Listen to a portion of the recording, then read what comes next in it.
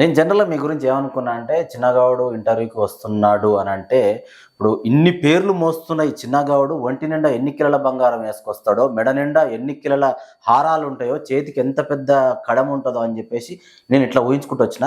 కానీ ఇక్కడికొచ్చిన తర్వాత మొత్తం నా ఊహలు, నా ఆలోచనలు తారుమారయినాయి. అంటే మీరు నిజంగా సెటిల్‌మెంట్‌లు చేసినా గూడా, ఆ కిలోల కొద్ది బంగారం సంపాదించేంత రాలేదా? లేకపోతే మీరసలు చేయలేదా? సీన్ లేదన్నా. హ్మ్. నువ్వు అనుకున్నంత నీకు ఎవడేం చెప్పిండో నాకు తెలియదు కానీ హ్మ్. ఆ పేరు మీద గ్రామ్ బతుకున్న రోజులు నా పేరు మీద గ్రామ్ బంగారం చూడు, హ్మ్. ఇది రాసి పెట్టుకో. హ్మ్. అది చూసి వచ్చే వాల్యూ మనకొద్దు. హ్మ్. మనంతలో మనం సింపుల్గా ఉండాలి. హ్మ్. ఆ బంగారం అనేది ఏంది నా పెళ్ళం పిల్లల మీద వాళ్ళకు ఉంటుంది, హ్మ్. వాళ్ళకుంటే చాలు. అది నాకున్నది అనుకో, హ్మ్. ఇలా మనం గోల్డ్ వేసినా కూడా రోడ్డు వాళ్ళు ఎక్కువ అయిపోయారు. హ్మ్. అది ఏది గోల్డ్ ఏది రోడ్డు కూడా తెలుస్తలేదు. హ్మ్. అవి వేసుకుని ఎందుకు ఇజ్జత్ పోగొట్టుకోవాలి? మనకున్న వాల్యూ ఏందో మనకుంది, హ్మ్. చాలా అది. కానీ అసలు ఇదేందన్నా ఇది అర్థం కాలే నాకు. ఈ ఎవరైనా పేద పిల్లలొచ్చి చదువుకుంటాము, మాకు సహాయం చేయండి, మేము చాలా పేదోళ్ళము, తండ్రి లేడు, లేకపోతే మేము ముగ్గురం ఆడపిల్లలం ఉన్నాం అని చెప్పేసి ఎవరన్నా చిన్నగాడు ఇంటి ముందలకొచ్చి సహాయం అర్థిస్తే ముందర నిలబడతాడు. ఇంటి ముందు దాకా వచ్చే అవసరం లేదు. నా ఫోన్ చేసినా సరే వాళ్ళు ఏడున్నా నేనే వాళ్ళ కాడికి పోయి హ్మ్. నాతో అయిన కాడికి హ్మ్. నేనేం చేయాలో చదువుకుంటా అంటే నేనే తీసుకొని పోయి జాయిన్ చేసి మాట్లాడిపించి చేసి వస్తా. హ్మ్. ఆ ఫీజు ఏమన్నా నేను చూసుకుంటా. హ్మ్. అంటే ఏంది అసలు ఇంకో కోణం ఏంది అసలు మీలో అసలు ఏంది ఇది సహాయం చేయడం ఏందంటే ఏం మా ఆశించి అన్న సహాయం? చెప్పింది. అంటే ఒకవేళ ఒక సమాజంలో ఒక రౌడీ అనే ఒక పేరు నాకు తెలవకుండా బ్యాక్‌గ్రౌండ్‌లో నడుస్తుందని మీరు ఎట్లయితే అనుకుంటున్నారో, అలాగే ఎవరైనా వస్తే సహాయం చేస్తాడు అనేది కూడా అనిపించుకుందామనా? లేకపోతే మీకు హార్ట్‌ఫుల్‌గానే మీరు సహాయం చేస్తున్నారా? నీకు చెప్పినోడు కూడా ఫాల్తుగా చెప్పినట్టు కానీ ఈ రౌడీ అనే పేరు ఇంతవరకు ఇప్పటిదాకా నాకు ఏ ఒక్క రోజు నేను వినలే. హ్మ్. నాతో కూడా ఎవడు చెప్పలే, హ్మ్. నా వాళ్ళతో కూడా ఎవడు అనలే. హ్మ్. నాకు తెలిసింది ఒకటే, హ్మ్. నేను ఏదో చిన్న ఉన్నప్పుడు చేసిన గొడవలు అవి. హ్మ్. ఇప్పుడు కాదు, నా మ్యారేజ్కి ముందు అవన్నీ. హ్మ్. మ్యారేజ్ తర్వాత హ్మ్. ఏదున్నా ఏమున్నా అందరికి హెల్పింగ్ చేసుకుంటూ వచ్చిన. హ్మ్. మా అన్న ఒకటే చెప్పిండు, హ్మ్. ఏమని, హ్మ్. నాకు ఎప్పుడైనా సరే చదువుకున్న పిల్లలకు సపోర్ట్ చేయాలని చెప్పండి. హ్మ్. అదే మాట మీద చదువుకున్న పిల్లలకు సపోర్ట్ చేస్తా, ఖాళీగా ఎవరు ఉండొద్దు, పని చేసుకుని ఉండాలని చెప్పి చెప్తా. నా ఎంబడి ఎప్పుడైనా గమనించు, నేను ఏడ కనిపిస్తా ఒక్కడనే కనిపిస్తా. హ్మ్. గ్యాంగులు వేసుకుని తిరగటం కాదు. ఏడికి పోయినా ఎక్కడ పోయినా హ్మ్. ఒక్కడనే పోతా, ఒక్కడనే వస్తా, ఒక్కడనే ఉంటా. నా ఎంబడిన పిల్లలకు కూడా ఒకటే చెప్తా, ఏది ఉన్నా ఏమన్నా పని చేసుకొని హ్మ్. ఫ్రీ ఉన్నప్పుడు ఆఫీస్కి రాలి, ఆఫీస్లో కూర్చోాలి. హ్మ్. నాకేమైనా పని ఉంటే వాళ్ళని పిలిపించుకొని ఆ రోజు నేను కూర్చోబెట్టుకుంటా. హ్మ్. కానీ వచ్చినందుకు కూడా వాళ్ళ కుట్టిగా నేను ఏం ఇంటికి పంపాను. హ్మ్. అది నా పద్ధతి. అంటే ఇప్పుడు ఇంతమందికి సహాయం వాళ్ళలాగా అందరిలాగా చదువులు బంద్ చేయించుకొని జాబులు బంద్ చేయించుకొని అవసరాలకు వాడుకొని వదిలేటం కాదు. హ్మ్. అలాంటి బుద్ధులు మనకు లేవు. హ్మ్. ఆ పిల్లలకి అప్పటి మటుకు వాళ్ళు ఏమనుకుంటారంటే పైసున్నోడు ఒక లెక్క కనిపిస్తాడు. ఇప్పుడున్న జనరేషన్ పిల్లలకి పైసా వాళ్ళ ముంగడ మన పై మీద బంగారం వేసుకొని ఒక లెక్క కనిపిస్తాడు. కానీ అవసరానికి అయితే ఏ అర్ధరాత్రి అయినా సరే ఫోన్ చేస్తే చిత్తనప్పటి నుంచి ఎవరు చేసినా ఎవరు చేయకుండా నాకు చేస్తే ఎప్పుడు అయినా సరే నేను వస్తాను ఒక నమ్మకం. అది ఏ పొలిటికల్ లీడర్ పిల్లాడైనా సరే ఎవరైనా సరే నాకు నచ్చినోడు, నేను అవతలకు నచ్చినా నచ్చకుండా ఫోన్ చేస్తే మాత్రం వస్తాను ఒక గట్టి నమ్మకం ఉంది అందరికి. ఇప్పుడు ఎవరు వచ్చినా ఖచ్చితంగా ముందు నిలబడతా సహాయం చేస్తానంటే అసలు జనరల్గా ఏంది అసలు మీరు చేసే వర్క్ ఏంది అసలు జనరల్గా ఏంటిది అంటే మీరు ఇప్పుడు ఇంతమందికి సహాయం చేయాలంటే మీకు ఖచ్చితంగా మీకు బ్యాక్గ్రౌండ్ ఆల్రెడీ తాతలు నాన్నలు సంపాదించిన ఆస్థానం ఉండాలి. ఏం లేవు అవన్నీ. వచ్చిన వాళ్ళకు కాదనప్పుడు సహాయం చేస్తారు అంటే అసలు మీకు అసలు ఎక్కడి నుంచి వస్తుంది సంపాదన? నాకు చిన్న బిజినెస్లు ఉన్నాయి. ఓకే, నాకు ఉన్నాయి. కాకపోతే మనం బయటపడం అంతే. నేను ఏ బిజినెస్ చూపించినా కూడా ఇప్పుడు మీద చెప్పినా కూడా నెక్స్ట్ ఫోన్ చేసి అన్నా మేము వస్తున్నాం, ఇక ఫ్రీగా వేయాల్సి వస్తుంది, అందు గురించి అని చెప్పి అది ఏం బిజినెస్ చెప్తాను అంతే. కానీ అడిగిన క్వశ్చన్ అడుగుతున్నా అనేది మీరు అనుకోవద్దన్నా. ఇప్పటివరకు మీరు చాలా మందికి సహాయం చేశారని చెప్పేసి మీరు అన్నారు, మాకు కూడా తెలిసింది.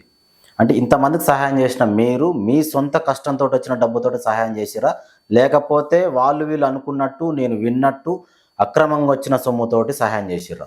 క్లియర్ కట్ గా చెప్పండి అన్న. నువ్వు అక్రమంగా వచ్చిన సొమ్ము అయితే నువ్వు ఇట్లా చూడకపోతున్నావు కదా, అది ఇంకోలాగా చూస్తున్నా. నువ్వు అన్నట్టే నేను ఏ బంగారం గింగారం కిలోలు అలాగా చూస్తున్నా అంతే అంటారా? ఏమో ఒకవేళ ఇంటర్వ్యూకి పోతున్నాము మనం, ఎందుకు ఒక నాకు తెలియకుండా బ్యాక్గ్రౌండ్ లో ఒక నేమ్ నడుస్తుంది. ఒకసారి నా ఈ ఫొటోస్ కానీ వీడియోస్ కానీ ఏదైనా చూడు, ఫేస్బుక్ కానీ ఇంకేదైనా కానీ దేంట్లో ఏ ఒక్క దాంట్లోనైనా సరే నేను చెయ్యికి రింగు కానీ కడెం కానీ బంగారు మెడల గొలుసులు కానీ ఏ ఒక్క దాంట్లో ఉన్నాయేమో చూడు. ఓకే. ఉంటాయి కదా మామూలుగా అయితే ఒకసారి కాకపోతే ఒకసారి అయినా వేయాల్సిందే కదా. నాకు ఇంతవరకు నేను వేయను కూడా. ఎక్కడ వెతికినా దొరకదు అయితే. దొరకదు కాదు, నాకు లేవు, నాకు అవసరం లేదు, నేను చేయించుకోను కూడా. నేను అవి పెట్టుకొని వచ్చే వాల్యూ మనకు అసలే వద్దు. ఇప్పుడు ఫైనల్గా అన్న మన ఇంటర్వ్యూ మొత్తంలో మిమ్మల్ని చాలా క్వశ్చన్లలో కూడా రౌడీ అనే పదం ఎక్కువగా వాడాల్సి వచ్చింది. కాదు అని చెప్పేసి మీరు బల్లగుద్ది ఏకకంఠంతో చెప్తున్నారు. ఫైనల్గా చిన్న గౌడ్ అంటే ఏంది అంటే మీకు సంబంధించిన వాళ్ళకి కావచ్చు, మీ గురించి తెలుసుకున్న వాళ్ళకి కావచ్చు, తెలుసుకునేటోళ్ళకి కావచ్చు, చిన్న గౌడ్ అంటే ఎలాంటి వాడు ఏమని చెప్తారు అసలు? నా గురించి కరెక్ట్ తెలిసినోడైతే మంచిగా చెప్తాడు. నా గురించి కరెక్ట్ తెలిసి కూడా కొందరు బురదలనికినే చూస్తారు. ఎందుకంటే వాళ్ళు చెప్పినప్పుడు వాళ్ళ మాట వినాలి అంటే అది నాతో కాదు, నాతో కాదు. అది మంచిగా చెడైనా కానీ నాకు నచ్చితేనే నేను ఓకే అంట. ఎదురుగా ఎలాంటి ఉన్నాడు, ఎంత పెద్దోడు ఉన్నాడు, ఏమని ఉండదు, నాకు నచ్చితేనే ఓకే, నచ్చకపోతే వద్దు. ఓకే.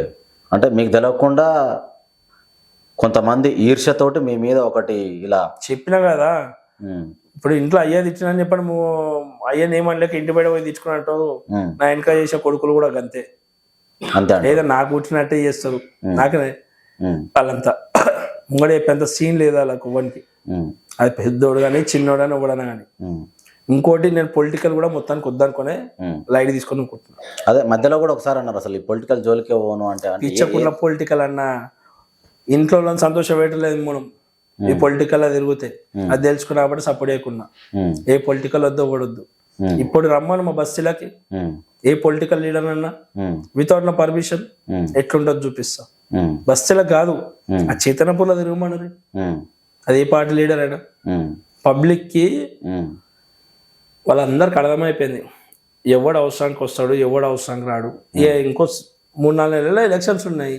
ఇప్పుడు నేనున్నా అని తిరుగుతుర్రు. ఎంత తిరిగినా పబ్లిక్ కూడా నేను నీకు ఏం కావాలో ఇస్తాను చెప్పి వస్తుంటే తీసుకోకుండా ఎందుకుంటారు, తీసుకుంటారు చేసేది చేస్తారు.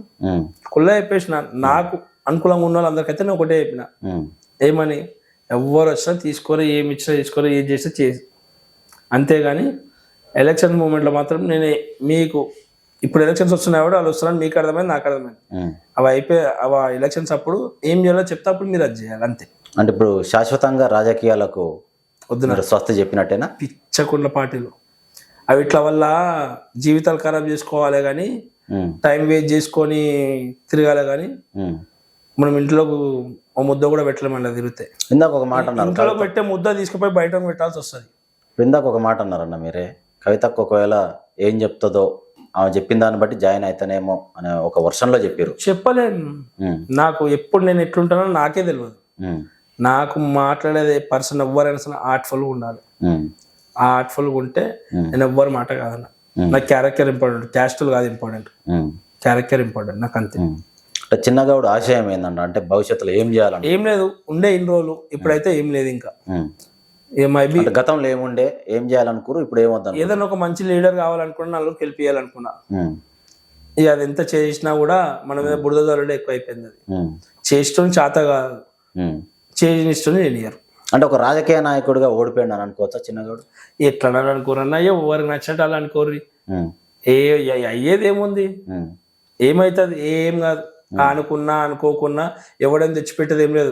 అనుకున్నా సరే అనుకోకున్నా సరే అనుకున్న ప్రతి ఒక్కడు అవసరం నా దగ్గరకు వచ్చిపోయినాడే. నీకు ఓడైతే చెప్పిండే ఇప్పుడు నేను రౌడీ గుండా అని, ఆడోడ కూడా నాకు అవసరం నా దగ్గరకు వచ్చిపోయినాడే, రానోడైతే కాదు.